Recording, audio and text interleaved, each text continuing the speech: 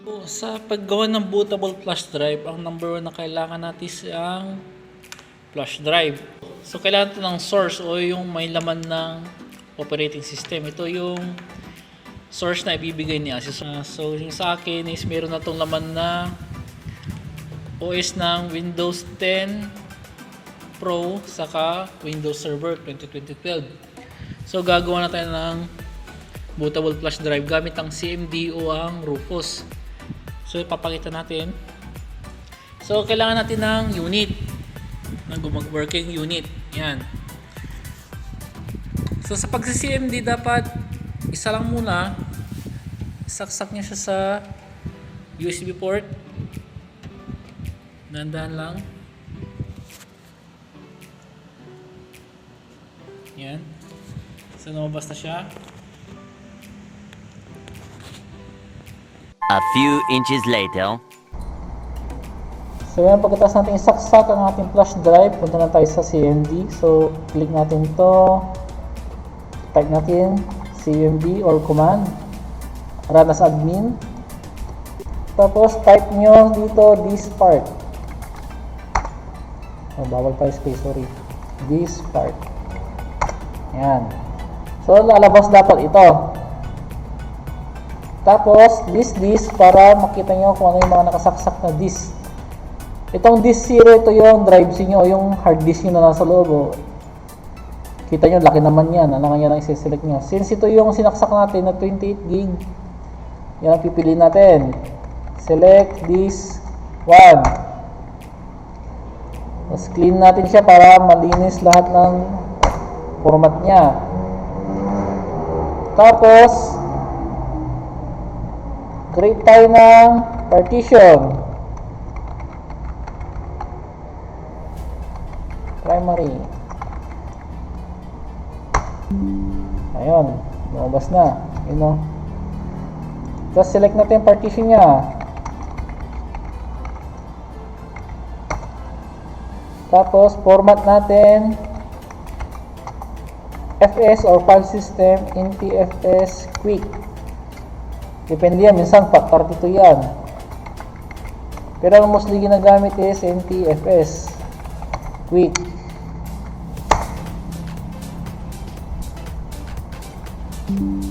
Yan, tapos type natin active. Ayan, okay na. Tapos assign, kung gusto nyo automatic ng computer na mag-assign ng letter, type nyo lang yan. Pwede rin kayo mismo mag-decide kung anong letter ang i-assign nyo. Pwede rin Z. Yan. So to, pwede nyo ipakita to sa assessor. Magiging close. Kasi tapos na. Nakapag-format na kayo. Ngayon, copy na tayo ng file. Sa disk. O, ito yung ginawa nating bootable. Loading siya. Yan. So wala siyang laman, hindi mo siya pwede gamitin since wala pang operating system na nakalagay. A few inches later. So ilalagay na natin ang source ng flash drive, sasakpak na natin. So ito yung pinormat natin na bootable. So yan. So yan, ito. Isasaksak na natin yung source pagkatapos natin gawa yung CMD. Yan, naubas na.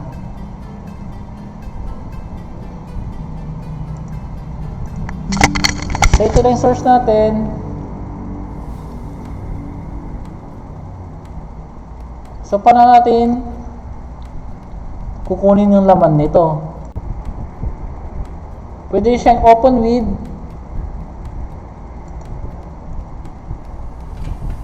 Windows Explorer, yan. I-copy nyo na itong buo. Kunwari, ang pinapaformat sa inyo isang ito, balik tayo dito. Server. Right-click nyo lang yan. Open with. Yan. I-copy nyo yan. Right-click. Copy. This PC, punta kayo sa pinormat nyong flash drive. Tapos, ito, paste. Yan. So, medyo matrabaho sa CMD kasi mano-mano yon. Papagagawa pala kayo ng CMD, dapat sa Windows 10 kayo kasi meron siya built-in na ito. Pwede nyo mabasa yung mga ISO file. Ayan, no? ISO file. Ayan, okay. Pag click mo yan, kasi ito wala to eh. In-install to na software. Ito ang default. So, dapat pag in-open mo yan, ma-open mo yan. So, kaya dapat mag-CMD kayo sa may Windows 10 na OS or 11 kasi may built-in siya na pambasa sa mga ISO file. So kunwari natapos na, the next day. so Rufus guys, sabay nang nakasaksak ang source natin at ang ipoformat natin yung flash drive. So, yan, magkasabay na yan. I-check natin ito para nakakalito yan. Ito yung source. Ito yung ipoformat natin. So, click lang natin yan. Right click. Run as admin. Yes lang natin.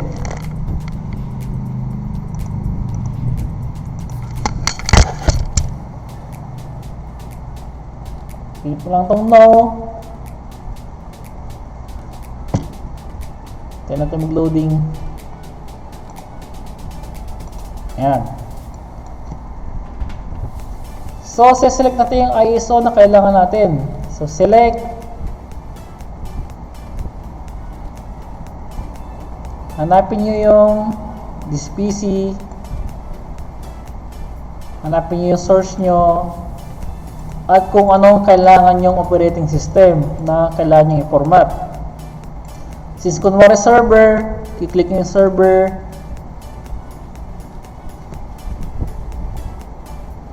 So ito depende sa pangangailangan nyo. Kung medyo old unit ang alam nyo na i-format nyo, imbihan nyo lang. Kasi ito, NTFS lang yan. Pwede nga baguhin din ang pangalan nito. Click nyo lang din, burahin nyo, server, kaya nyo 2012. Tapos double check nyo kung na-quick format yan.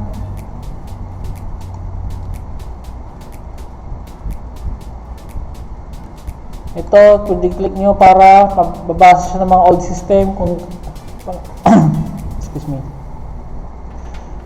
So, pwede nyo nang i-start. Siya nang bahala mag-format at mag-copy. Yes nyo lang yan. Okay. Ayan. So, di katulad kanina na mano-mano. Ito siya nang bahala na mag-format at mag-copy ng file para sa inyo. Hihintayin nyo na lang siyang matapos. 1 million zillion jillion dillion cotillion times later. Hello. So, ayun nga. Tapos na siya. Ayan. Ibig sabihin, ready na siya. Pang-boot. So, close na natin yan. Bunutin na natin yung source natin. Ang matitira na lang dyan is yung ayan, yung binut mo flash drive. Ayan. So, kailangan natin mag-restart para ma-set natin yung bootable.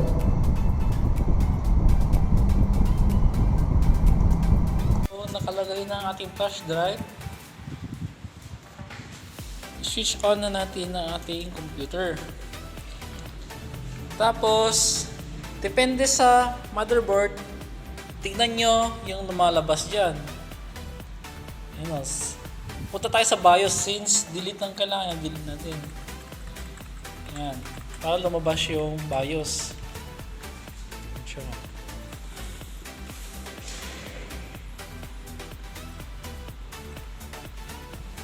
Kung sakali mang hindi mag-work itong BIOS, minsan pwede itong,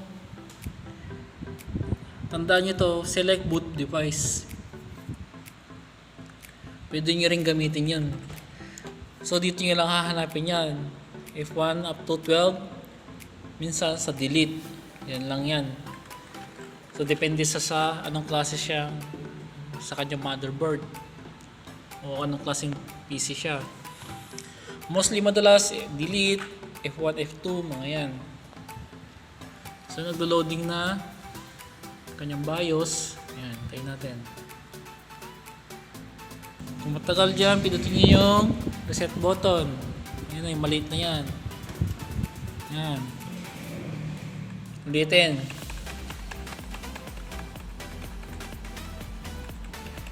Ayan o, delete. Enter BIOS setup o yun. Ayan. Dito na tayo sa BIOS. So, hindi pare-pares ang itsura ng BIOS. May mukhang luma. Ito, video bago na to. So, lagi nating hanapin is yung boot. Ayan. Tapos lagi nating hanapin yung boot priorities. Kung sino una niyang babasahin pag nag-restart ang ating computer. Ayan.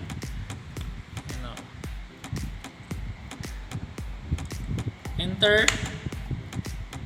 Piliin nyo yung USB. Ayan. Ayan o.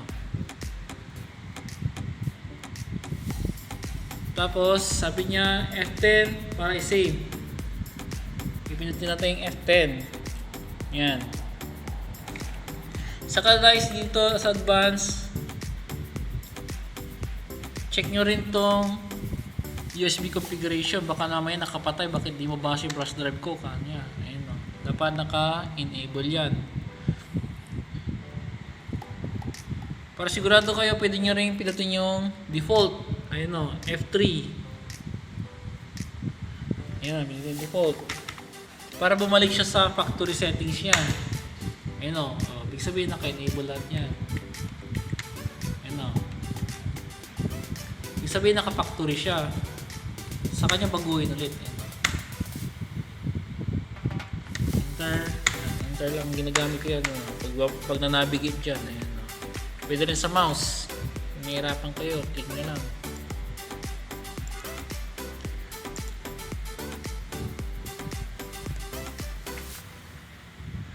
So, save, exit na tayo. F10. Maglo-loading na yan.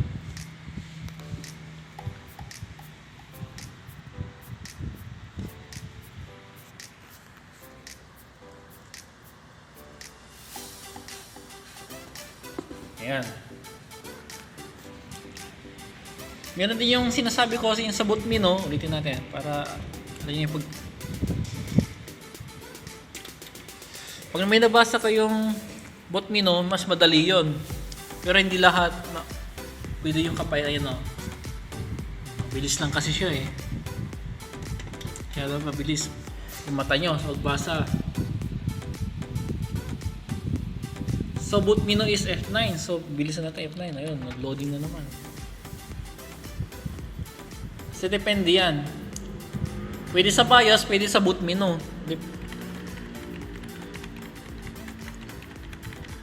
Ayan, pwede rin sa boot menu. Ayan, F9, boot menu. Ayan ang sinasabi ko. Ayan o. Direkta na kayo dun sa boot menu kung anong una yung babasahin. Klaro? Ayan.